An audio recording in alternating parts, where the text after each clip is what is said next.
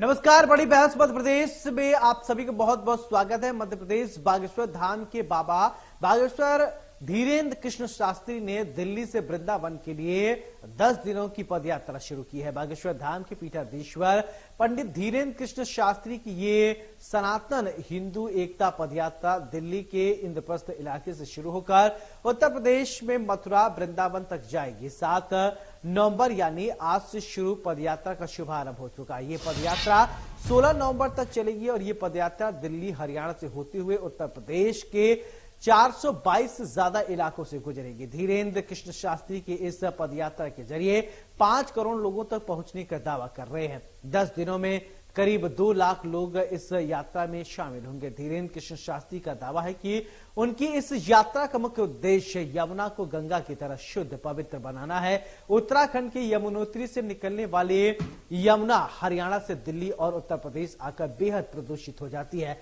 ब्रज क्षेत्र में मांस शराब की बिक्री पर बैन, गाय को राष्ट्रमाता का दर्जा, श्री कृष्ण जन्मभूमि में भव्य मंदिर के साथ सनातन धर्म की एकता जैसे मुद्दों के भी चर्चाएं। यात्रा के पहले दिन मंच पर साध्वी ऋतंबरा के साथ भी तमाम संत मौजूद रहे। साथ ही पदयात्रा में कथावाचक जया किशोरी भी इस मुहिम में शामिल होंगे। कभी कुमार विश्वास, द ग्रेट खली, अक्षरा सिंह, सुनील गुरुआ जैसे कलाकार भी इस पदयात्रा में शामिल हो सकते हैं। वहीं पंडित धीरेन्द्र कृष्ण शास्त्री के इस सनातन हिंदू यात्रा का विरोध भी हो रहा है। दलित पिछड़ा समाज संगठन पदयात्रा को रोकने की मांग को लेकर राष्ट्रपति को पत्र लिख चुका है। साथ ही पदयात्रा को रोकने के लिए संगठन सुप्रीम कोर्ट में भी अर्जी लगा चुका है। इसी के साथ ही दलित पिछड़ा संगठन का पदयात्रा का विरोध भी करेगा। आज इसी मुद्दे पर विस्तार से बात होगी, चर्चा होगी, लेकिन कुछ मेहमान हमारे साथ जुड़ेंगे। लेकिन उससे पहले सियासी बयानबाजी आपको सुनवाते हैं, फिर इसके बाद करेंगे बड़ी पूरे संत समाज रात भर जागे। हम सबने कोशिश की कि तुम्हें व्यवस्था में कोई कमी ना हो, पर इन 10 दिनों में व्यवस्था नहीं, आस्था देखना।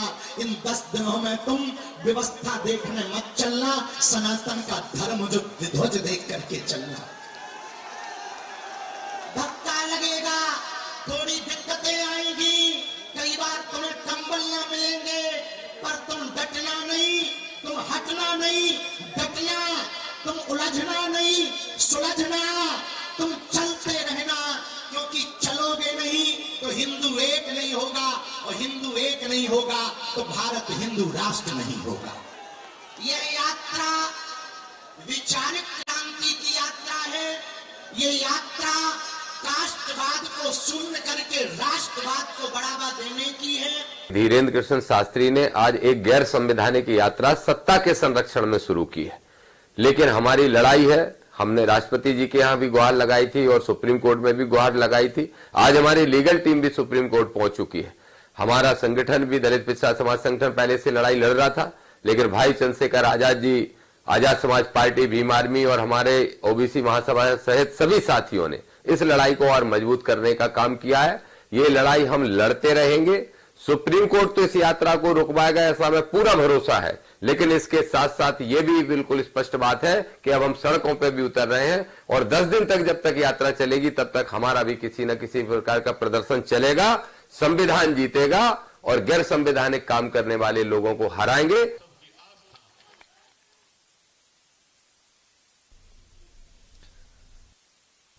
तो पंडित धीरेन्द्र कृष्ण शास्त्री की सनातन हिंदू एकता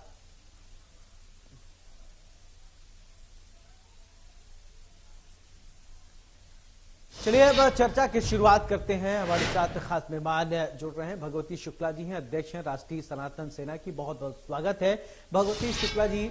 सवाल आपसे कि पंडित धीरेन्द्र कृष्ण शास्त्री यात्रा निकाल रहे हैं, पदयात्रा निकाल रहे हैं और हिंदुओं को जगा रहे हैं, हिंदुओं को एक मंच पर ला रहे हैं, हिंदू राष्ट्र बनाने की परिकल्पना कर रहे हैं, यमुना को स्वच्छ करने की परिकल्पना उनके दिमाग में है, लेकिन कुछ लोग हैं विरोध कर रहे हैं। क्या कहेंगे? आपके माध्यम से सभी को जय श्री राम।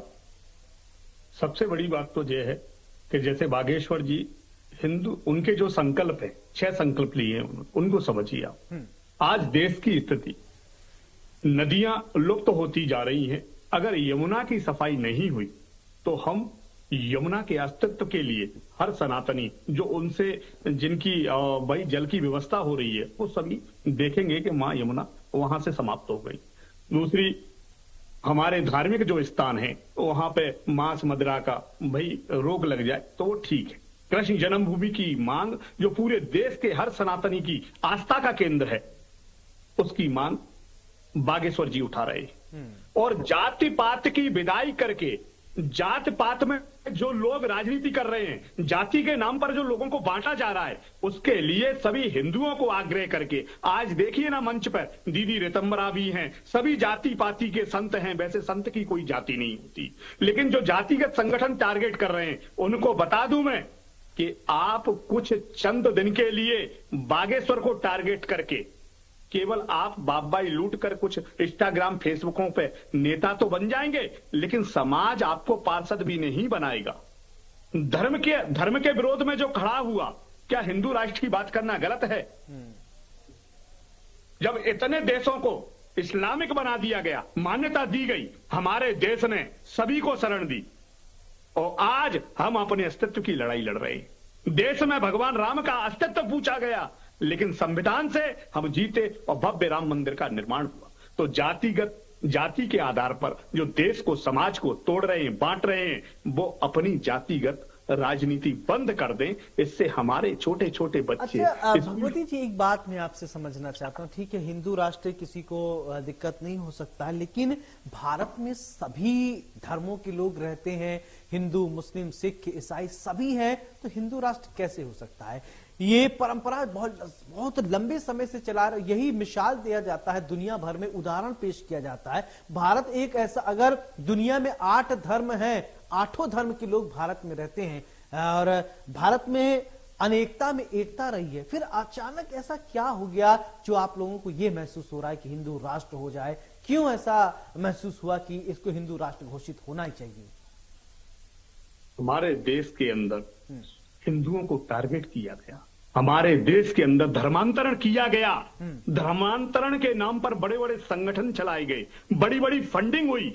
मध्य प्रदेश में सारिक मछली जैसा फंडिंग के तौर पर छोटी छोटी बच्चियों को लफ्ज हाथ में ढकेलता है। उत्तर प्रदेश में झांगुर 500 करोड़ लेके आता है, कहां से लेके आ रहा है बताइए ना? टारगेट केवल हिंदू है।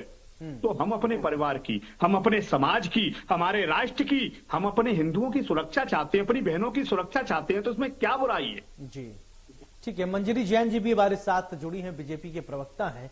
मंजरी जी, पंडित धीरेन्द्र कृष्ण शास्त्री पद यात्रा कर रहे हैं और इस पद यात्रा को लेकर अब विरोध भी होने लगा है। कुछ लोग विरोध कर रहे हैं और ज्यादातर लोग सपोर्ट कर रहे हैं, समर्थन कर रहे हैं। क्या कहेंगी आप? नहीं, इसमें विरोध का सवाल क्यों उठता है? मुझे ये समझ नहीं आता कि अगर हमारे देश के अंदर अगर कोई धार्मिक और सांस्कृतिक भारत की जो आत्मा है, अगर उसको लेकर कोई यात्रा निकाल रहा है, समाज को एकजुट करने के लिए, अगर राष्ट्रवाद और आस्था का संदेश देने के लिए निकले हैं, तो उसमें राजनीति करना और उसको गलत ठहराना, मैं समझती हूँ भारतीय परंपरा का अपमान है। पंडित धीरेन्द्र शास्त्री जी की यात्रा श्रद्धा की यात्रा है, न किसी दल की रैली है। तो राजनीतिक रैली तो है नहीं कि उसका भी आप विरोध करेंगे। मुझे ये समझ में नहीं आता कि हिंदुस्तान के लोग हिंदुस्तान में रहकर हमारे साधु संतों की यात्राओं का विरोध करते हैं, जबकि वह यात्रा धर्मनिरपेक्ष है। सभी जातियों को एकत्रित करना और सभी को सम्मान देना, ना कि हिंदू परंपराओं को अकेला बढ़ाना, बल्कि जो हमारी भारतीय संस्कृति और सभ्यता को मानता है उन सबको एक करना। हम सब उनका यह सबसे पहली तो यही भावना है इस यात्रा की। दूसरा, हमारी नदियों का संरक्षण करना, यमुना की साफ सफाई करना। तो इसमें क्या दिक्कत है? मुझे समझ में नहीं आती कि हर चीज में राजनीति करना जरूरी है क्या? हमारे धर्म में नदियों को माता कहा गया है। हम तो हर चीज में ईश्वर ढूंढते हैं, क्योंकि हम पूरी दुनिया को ही जो है हर कंकड़ को शंकर के रूप में पूजते हैं, हर नदी को माता के रूप में पूजते हैं, हमारी भारत माता को माता के रूप में पूजते हैं। तो इनको तो हर चीज में दिक्कत है। इनके कहने से क्या होगा? हमारा देश जो है विभिन्न संस्कृतियों से भरा है, विभिन्न धार्मिक स्थल हैं, वहाँ आसपास मांस मदिरा की दुकान ना हो, इसके लिए भी उन्होंने मांग की है। तो इसमें कोई, मुझे लगता है इसमें कोई विरोधाभास होना नहीं चाहिए। जाति प्रथा को समाप्त करने की अगर वो बात कर रहे हैं तो इसमें क्या बुराई है। हम तो चाहते हैं कि हमारा देश एक हो और सशक्त हो। जो हमारे माननीय प्रधानमंत्री जी कहते हैं कि हमारा जो देश है वो 2047 तक विश्व गुरु बने। तो इस सब में हम सबकी सहभागिता सुनिश्चित करना होगी, ना सिर्फ पंडित धीरेन्द्र शास्त्री जी बल्कि हम सबको सहयोग करना चाहिए। मुझे बड़ा दुख होता है इस बात के लिए कि हमारे देश के अंदर जहां हम विभिन्न संस्कृतियों को मानने वाले लोग, जहां हमारे कहते हैं कि अनेकता में एकता और सबको एक सूत्र में बांधकर चलने वाले लोग हैं, सबके लिए सम्मान करने वाले लोग हैं, वहाँ हमारे साधु संतों की धार्मिक यात्राओं का विरोध होता है। बड़ा खेद होता है कि हर चीज में लोग राजनीतिक ढूंढते हैं। अभी धीरेन्द्र शास्त्री जी हमेशा ये कहते रहते हैं कि भारत को हिंदू राष्ट्र घोषित कर देना चाहिए और गाय को राष्ट्रीय माता, गौ माता को घोषित कर देना चाहिए।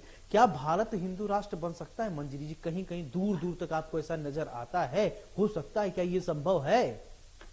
देखिए, पहले तो हमें ये समझना होगा कि हिंदू राष्ट्र का मतलब क्या है। हाँ, समझाइए। नहीं, किसी धर्म का वर्चस्व नहीं है, बल्कि हिंदू सभ्यता के मूल जो मंत्र है वो है सत्य, अहिंसा, करुणा, समानता और सब एक साथ होकर जो जीने वाले लोग हैं, जो राष्ट्र के जीवन में उतरना चाहते हैं, ऐसे लोगों के समूह को आज भारत पहले से ही जो है विभिन्न संस्कृतियों को सहेजता हुआ आगे चल रहा है। और इसीलिए यहाँ की जो जीवन शैली है वो उसको अपनाने में क्या दिक्कत है? मैं समझती हूँ जो हमारी जीवन शैली वो हिंदू है, और यदि हम हिंदू राष्ट्र घोषित कर दे तो इसमें क्या दिक्कत है? मुझे लगता है इसमें किसी को दिक्कत नहीं होना चाहिए। इसमें किसी जाति या धर्म का लेना देना कुछ है ही नहीं। जो सिंध नदी के किनारे रहने वाले लोग हैं वो सब हिंदू हैं।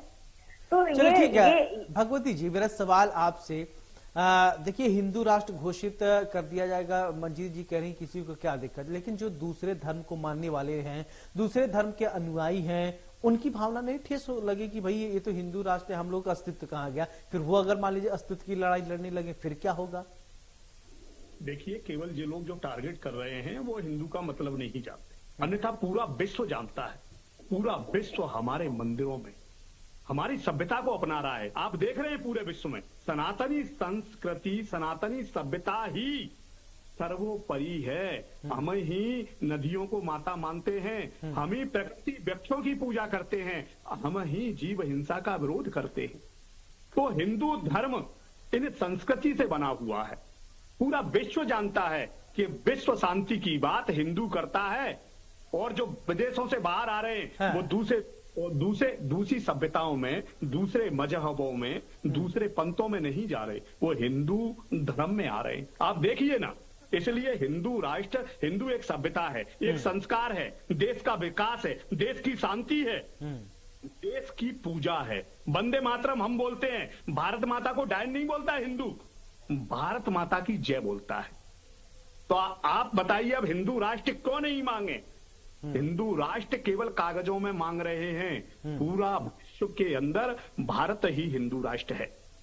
अच्छा भगवती जी, एक सवाल और मैं आपसे ये समझना चाहता हूं कि आप कह रहे हैं कि पूरे दुनिया में भारत ही एक हिंदू राष्ट्र है, तो अच्छा अगर हिंदू राष्ट्र भारत बन गया, क्या जो चीजें हैं, जो आज की आधुनिकता की जरूरतें हैं वो पूरी हो जाएंगी? क्या हॉस्पिटल्स बन जाएंगे? क्या इंफ्रास्ट्रक्चर सुधर जाएगा? क्या बच्चों की पढ़ाई की गुणवत्ता सुधर जाएगी? क्या रोड सही हो जाएगा? क्या ये सब चीजें ठीक हो जाएंगी? क्या जब देश की आधी अर्थव्यवस्था देश के विधान को मनवाने में चले जाए, देश की सुरक्षा में चली जाए, धर्म पूछ के गोलियां मारी जाएं, इसमें हमारे चलिए अब हमारे साथ कमल सिंह कुशवाहा जी भी जुड़ गए हैं, प्रदेश महासचिव हैं भीम आर्मी की। बहुत बहुत स्वागत है कमल जी। आप थोड़ा लेट जुड़े, लेकिन चलिए मैं क्योंकि कई सवाल मैं पूछ लिया हूं, थोड़ा रिपीट करना पड़ेगा मुझे। कमल जी, विरोध किया जा रहा है पंडित धीरेन्द्र शास्त्री के पदयात्रा का, आप लोग विरोध कर रहे हैं, क्यों? क्या वजह है जो इस यात्रा का विरोध होना चाहिए, इस विरोध किया जा रहा है?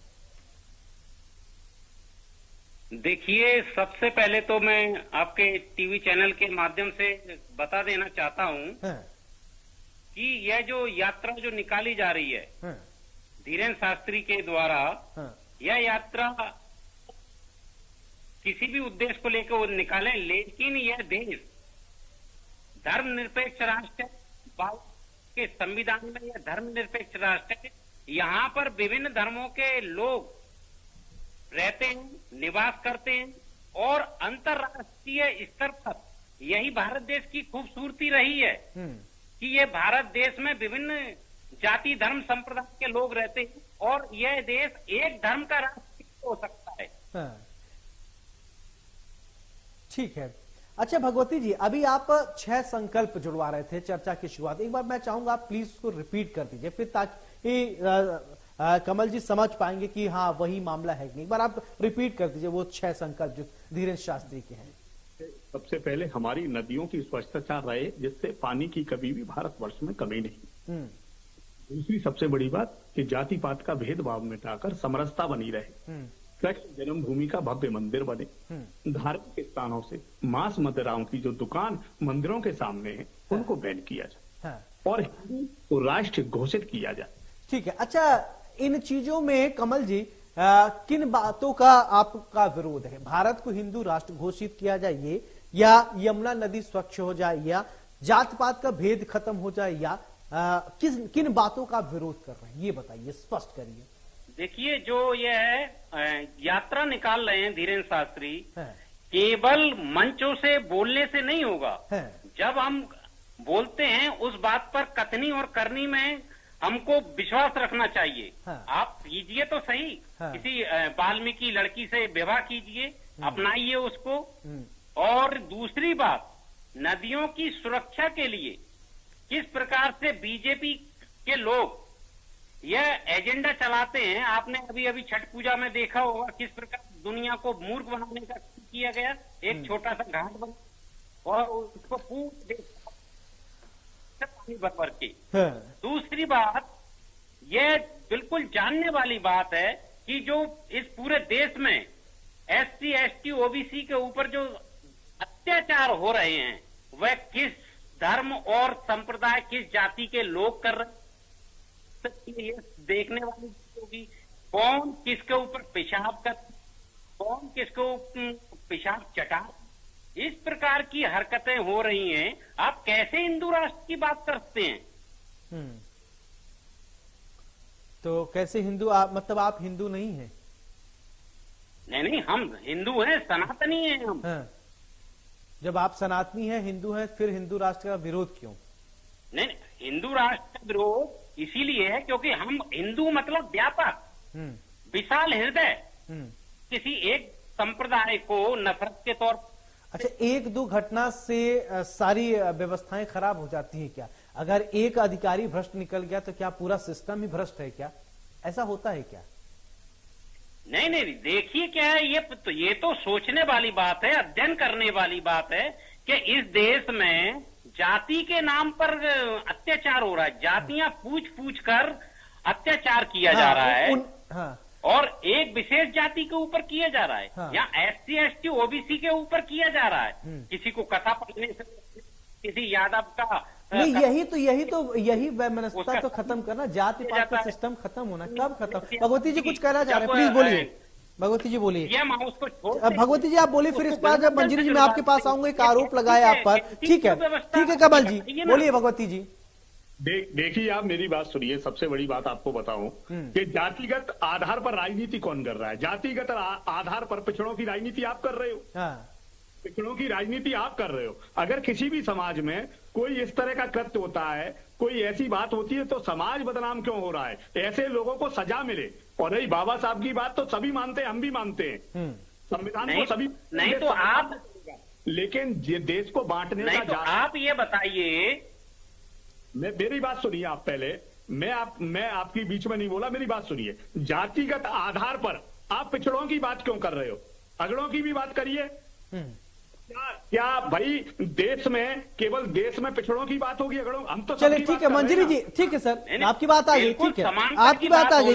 मंजरी जी मेरा सवाल आपसे, ठीक है आप दोनों की बात आ गई। मंजरी जी मेरा सवाल आपसे, अभी कमल जी ने एक आरोप लगाया भारतीय जनता पार्टी पर बोलते हैं कि संविधान। कमल जी, आपके इस एक आरोप का जवाब ले लेता हूं, क्योंकि आपने बीजेपी पे एक आरोप लगाया तो उसका जवाब लेना जरूरी है। मंजरी जी, मेरा सवाल आपसे कि अभी कमल जी कह रहे हैं कि छठ घाट में सफाई के नाम पर फिर क्या हो रहा है, इसके बाद आपने दिखावा तो कर दिया, जगह जगह घाट बनाए गए, इसके बाद क्या स्थिति है सबको पता है। क्यों ऐसा, क्या दिखावा कर रहे हैं क्या आप लोग? उसका जवाब दीजिए कमल जी को।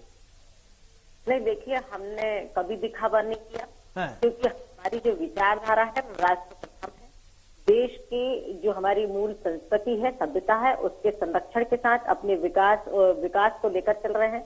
जहां हम विरासत को सहेज रहे हैं, वहां हम विकास को भी लेकर चल रहे हैं। निश्चित तौर पर भारत में रहने वाले सब एक सूत्र में बंधे, एक माला के हम सब मोती हैं। लोगों ने हमें बांटकर हमारे ऊपर राज करा, वर्षों तक, सैकड़ों सालों तक राज किया। ये सवाल नहीं, वो छठ घाट वाला भी कुछ सफाई को लेकर कुछ कह रहे हैं। वही नीति कांग्रेस आज भी अपना रही है, जातियों में बांटने की कोशिश कर रही है। वहीं भारतीय जनता पार्टी जो है, जो हमारा जो मंत्र है एकात्मवाद मानववाद का, जो हमारे पथ प्रदर्शकों ने दिया कि अंत्योदय, उसके लिए हम लगातार काम कर रहे हैं। देश के अंदर माननीय प्रधानमंत्री जी ने कहा है कि 2 जातियां हैं, गरीब, महिला, किसान और युवा। इन सबको सशक्त करना है। इन सबके सशक्तिकरण के लिए लगातार भारतीय जनता पार्टी की सरकार काम कर रही है।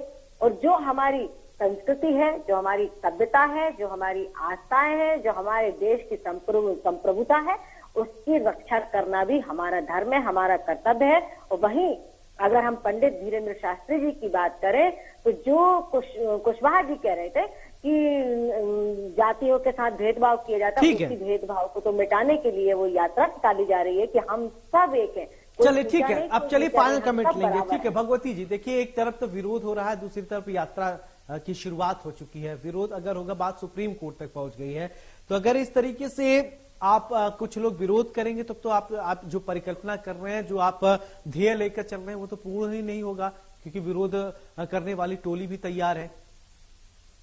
देश के गद्दार लोग हैं जो राम मंदिर के भगवान राम के सबूत मांगते हैं। जब भी देश हित का, राष्ट्र हित का कोई कार्य होता है तो ऐसे चंद लोग अपनी राजनीति चमकाने के लिए देश को, समाज को बांटने का कार्य कर रहे हैं। हर युवाओं को समझना चाहिए कि देश हित की बात और राष्ट्र हित की बात हर व्यक्ति करे, उसका सम्मान हो। जो जातियों में बांटे, ऐसे लोगों को समाज से, देश से बाहर कर दिया जाए। कमल जी, फाइनल कमेंट। मैं ये इनसे कहना चाहता हूं, आदरणीय शुक्ला जी से, कि देश में जातियों में बांटा किसने? पहली बात तो आप ये देखिए, मोहन भागवत जी का बयान है कि जातियां भगवान ने नहीं, ब्राह्मणों ने बनाई। ये मेरा बयान नहीं है। और इसको बहुत पहले सोशल मीडिया में दिखा गया, अखबारों में दिखाया गया कि जातियां ब्राह्मणों ने बनाई। और दूसरी बात, मैं ये आपके चैनल से कहने देना चाहता हूं, जब राम मंदिर का उद्घाटन हुआ तो महामहिम राष्ट्रपति जी को आप निमंत्रण नहीं भेजते हैं। ये कैसा हिंदू राष्ट्र बनाना चाहते हैं आप, बताइए ना। चलिए ठीक है, बहुत बहुत शुक्रिया आप सभी मेहमानों का हमारे साथ जुड़ने के लिए और बड़ी बहस में चर्चा करने के लिए। अब पदयात्रा की शुरुआत हो गई है, चाहे कुछ लोग विरोध करें या ना करें, पदयात्रा की शुरुआत हो गई है। अब पदयात्रा अपने मंजिल तक जरूर पहुंचेगी। अब हो सकता है अगर सुप्रीम कोर्ट इसमें इंटरफेयर करता है, सुप्रीम कोर्ट अगर अपना फैसला सुनाता है तो कुछ बात और हो सकती है, लेकिन यात्रा की शुरुआत हो चुकी है। यात्रा अपने तय समय पर, तय जगह पर जरूर पहुंचेगा। बहरहाल अब देखना यह होगा कि विरोध करने वाली जो टोली है, विरोध कर रही है, उस किस बात की विरोध कर रही है? क्या सनातन का विरोध कर रही है, या यमुना स्वच्छ हो उसका विरोध कर रही है, या भारत हिंदू राष्ट्र बने उसका विरोध कर रही है? विरोध किस बात की कर रही है, ये स्पष्ट हो जाएगा। बड़ी बहस में मेरे साथ फिलहाल इतना ही। नमस्कार।